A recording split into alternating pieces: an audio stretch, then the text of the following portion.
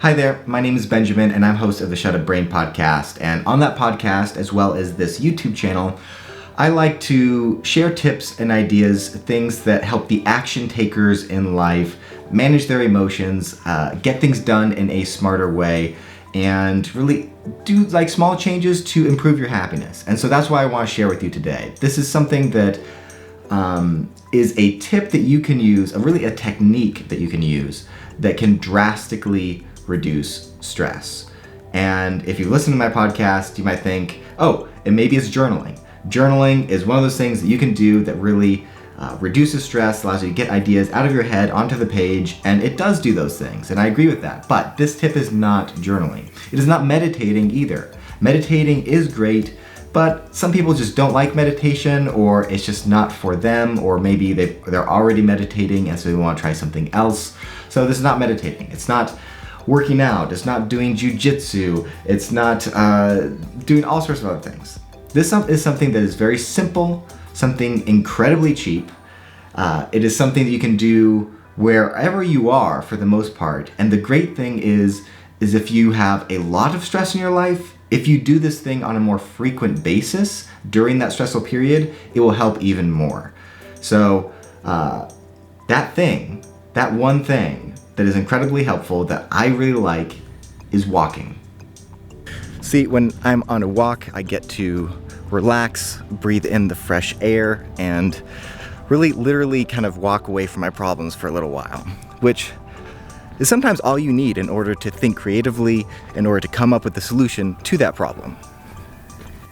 We are in my home office right now. I work from home. You can see here is my desk and everything. Here's my guitar, my cello.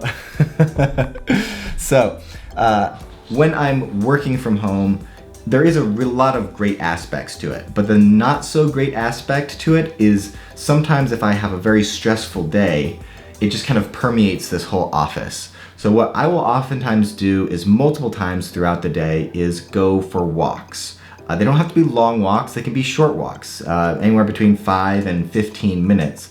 But I will just usually walk around my block. It's one of those things that's very easy to do, very, very cheap to do, doesn't cost anything.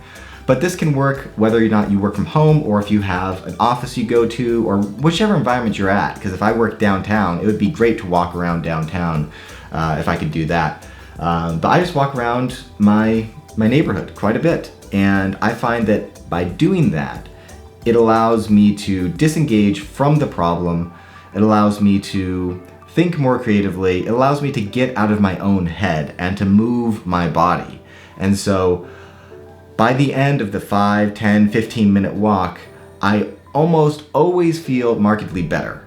I feel better about my situation, better about myself. My brain does not feel nearly as hectic. And the great thing about this is if I have a particularly stressful day, one of the best things I can do that I have noticed is simply go for more walks. Instead of going for 1 or 2 walks per day, maybe I'll go for 3 or 4. And the day might permit that, and I will make it a priority. I will even walk on my lunch or walk on my breaks, or even tell my coworkers, I'll be like, hey, I just need a break to go do this really quick. And thankfully they are very understanding. So this is a tip that I highly recommend you to try out. Why I like walking better than meditating when you're super stressed is meditating does take some skill, and sometimes just sitting with your problem and trying to practice the skill of meditation isn't what you want to do, especially when you're in an emotionally charged situation. So I find that just leaving your present environment, going on a walk, getting your blood pumping a little bit, that's usually the thing that helps cure or at least mitigate a lot of my stress and that heightened emotional state in that moment. And you might be saying, but Ben, the environment I live in, it's cold, or I just don't like it as much, or it's not beautiful like the neighborhood you're walking in.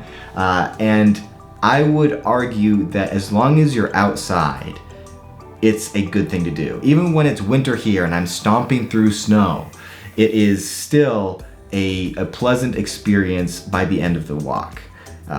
Even though if I'm bundled up in my coat, or even if it's very windy, or even when it's rainy, I just bring an umbrella.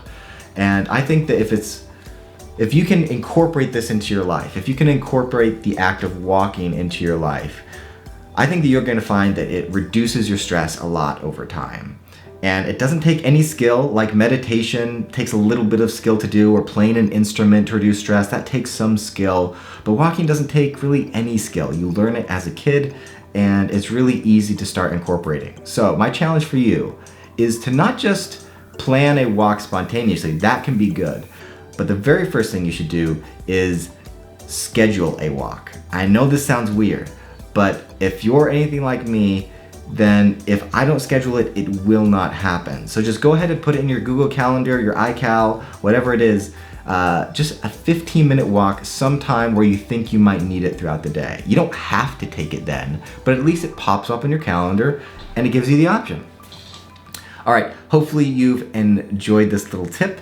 If you have, feel free to leave a thumbs up. If you already walk regularly, if you're going to try it, leave a comment down below. I want to know the action takers out there that are going to be putting some of these tips into place in their own lives. So have a great rest of your day.